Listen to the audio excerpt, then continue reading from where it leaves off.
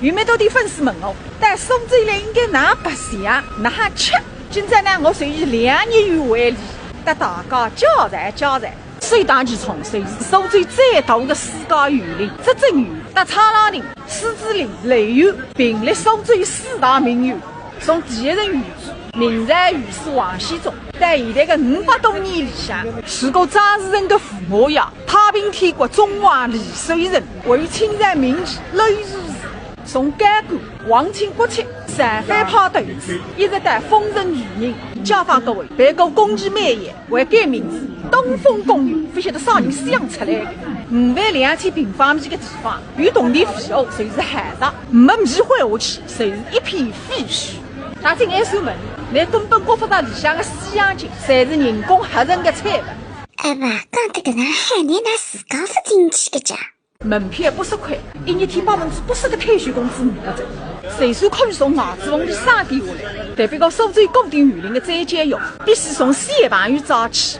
500个迪士尼乐园，1000个海洋公园，还缺乏上一个执政园，所以准备从现在开始收门票动力，等到甚至上幼儿园。预计在形形色色的再见班里吃花扬米，预计在各式各样的过山车上扶头噼啪。为不是用80块洋钿在里向去抬高冷静，每一块石头侪是一只故事，每一座桥侪是一段历史，每扇窗侪是一部电视剧，摊开来3日3夜看不完。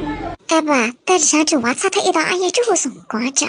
决定于那个态度问题，感兴趣的人半日天、1日天、1堂2堂不可不议；不感兴趣的人差脱上书头还出来着。埃个侪是苏州园林的特点。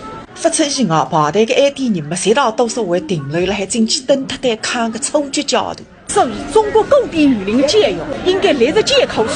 福利好药鸡肉蛋送么还稍微歇歇着，有句话人好子派得上用场。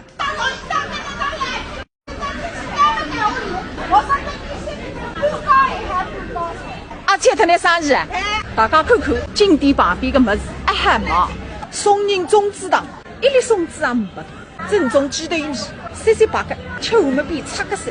有种人也讲在，么子可以发毛，头皮我哪办呢？不记得吃点冰头冰呢？但是苏州来嘛，总归吃点有特色的踏踏实实的，这是跟我走。